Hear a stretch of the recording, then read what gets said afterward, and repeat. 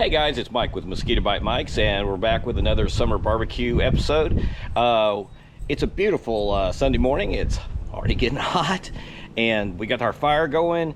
And today we're going to have ribs and some sausage and some beans and some corn. So I'm going to show you how to prepare all that. So let's take a look at what we have now today.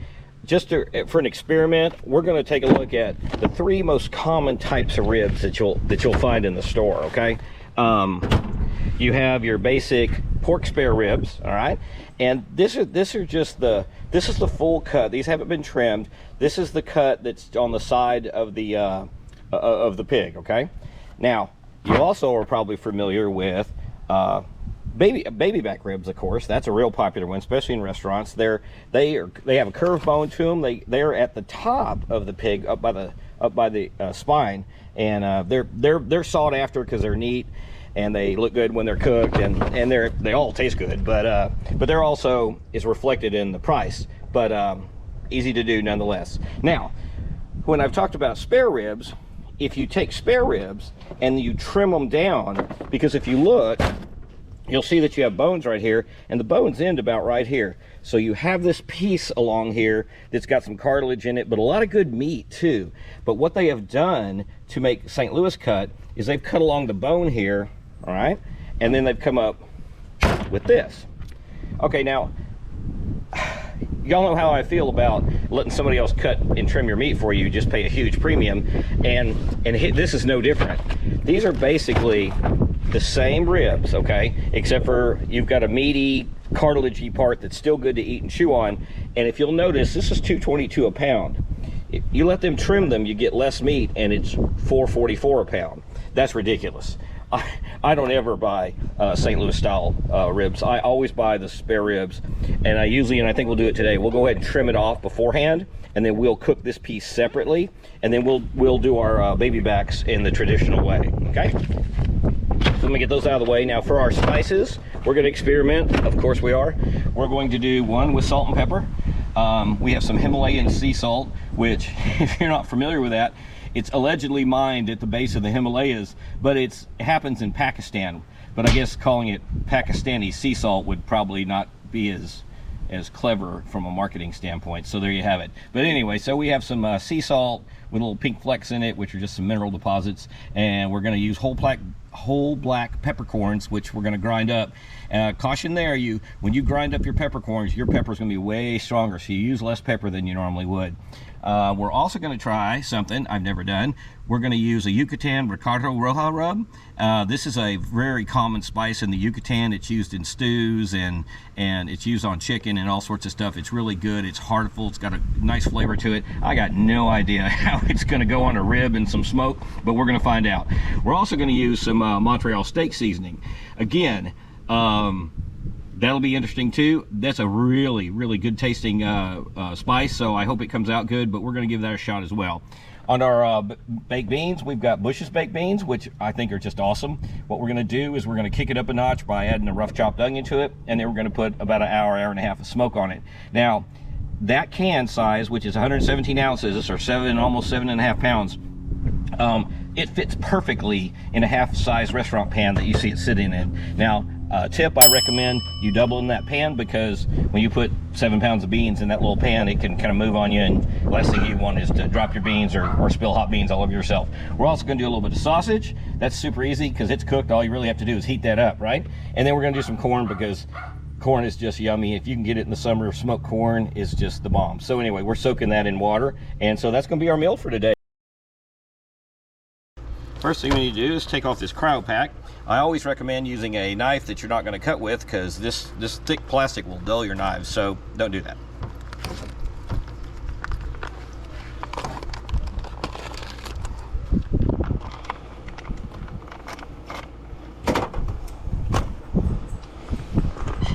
Okay.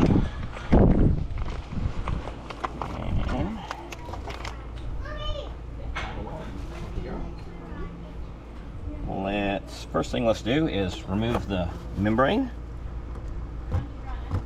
It won't hurt you, but it's just something extra to chew through, and you know, who needs that grief when they're trying to eat a rib? You know what I'm saying?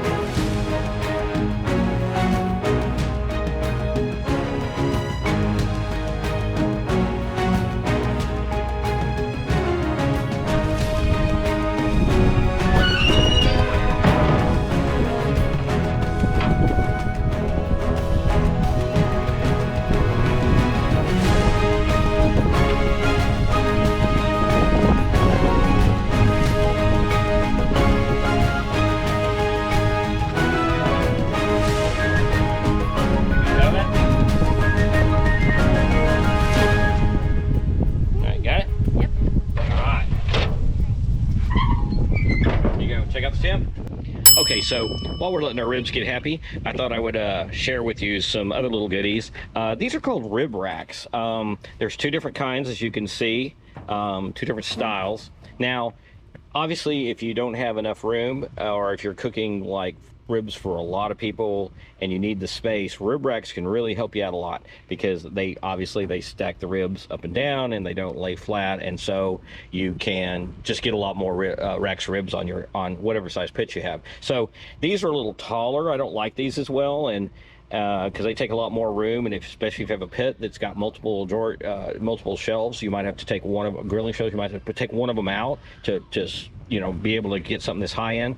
These are a little nicer in that they're lower and your ribs go across like this, and if you'll notice, they're at an angle, right?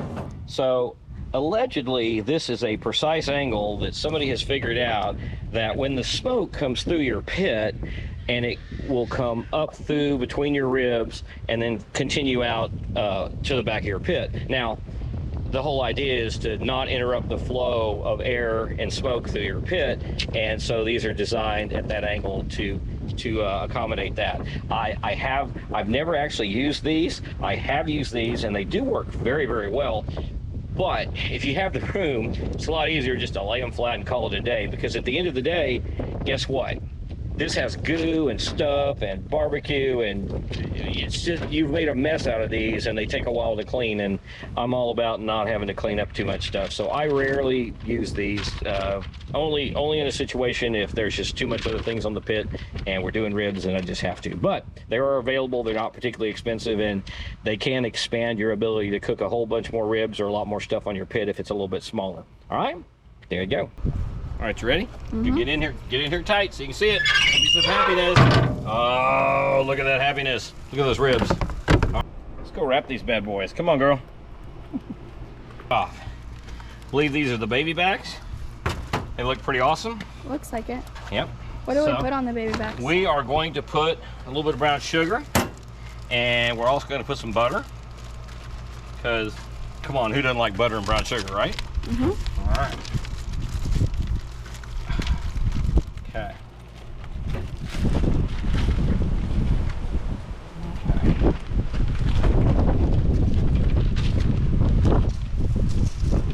Oh my goodness. That's plenty of brown sugar. We don't want to do too much. So we're going to get some butter. And, okay, that's really hot. So we want to get a little bit of butter going. There we go. And we're gonna wrap this up on our, look at it melting down there. All right, so let's do that. Let's put it down here so we don't do it. All right, so here we go. So we're gonna do a couple of wraps, because that's the way we roll. All right.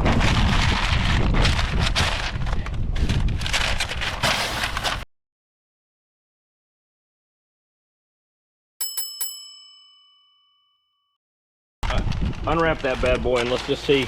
Let's just see. Oh, good. we might have something that's totally ridiculously awesome. A new monstrosity. Excuse me, Tyler. Fucking. You get in your personal space there. You're good. Oh, those are baby backs. Turn them over. Oh, that's another one. Beautiful. Beautiful. Are you rolling that beautiful bean footage? Mm-hmm. All right, let's see what we got. Oh, shit, that's hot. All right, so. Well, yes, it just came out of. Oh, I think we might have overdone it, because you don't even have to bite it for it to come off the God, that's hot. The bone. The bone, yes. Isn't that the best part? Oh yeah, that's really hot. Okay, no, they're overdone, but oh my God, that's hot. But I bet they're stupid good. So, so good. That is good. That's just salt and pepper. That's all that is. Salt, pepper, and butter. And what do you think? Is it good? Oh, it's good, and I like that salt and pepper. All right, so let's let that rest, because we didn't really let it rest, but clearly it's done, because we can't even. Y'all go ahead and eat all that up, because that's what's all about when you're out in the pitmaster area. All really good. So good. Now. Oh, that'll be really good, because that's a skin that's got a lot of flavor to it. Hot. All right, so let's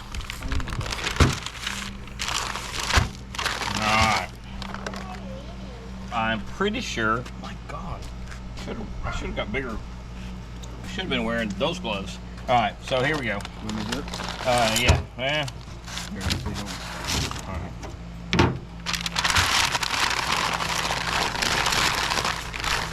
Okay, I believe these are.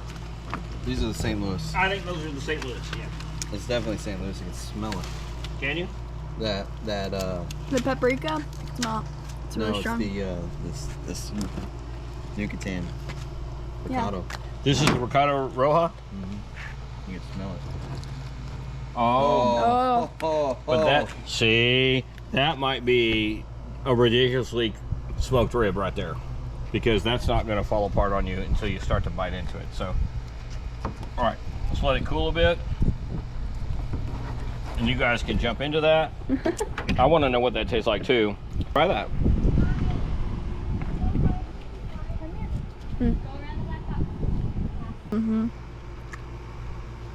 I like that. It's good. I do like that, because you get the Recado Rojo, and then it follows up with a little bit of sweet going on there. I do like that. The Yucatan rub, the Recado Rojo, with the little hint, because it's not quite salty like I would like, which I think it needs a little more salt, because I think the Yucatan does not have any salt in it, right? But What's that something? that's what I'm saying. So you have to add some salt. I think we need to add a little bit of salt to that, but it follows up on the end with a hint of sweet and a hint with the butter. That's good, dude. That's good. Yeah, I'm a fan of that. Totally a fan. All right. So, what are we getting out next? Just put them over, wherever. SpareRibs. And the SpareRibs, what did we do? You would hope I would remember that. Oh, Montreal. You know what? I bet these are. I bet these are good too. Oh, they're. Oh. That's you're gonna. That's gonna be. Oh, these are gonna fall apart. That's right. Easy cut. That's right. I just want to see what it's all about. Yeah, let's get some meat off of that and try it out. There's all meat right there. Yep. So, what? Who wouldn't like that? Oh yeah, they'll try that and tell me what you think. Mainly because. Oh, that's good.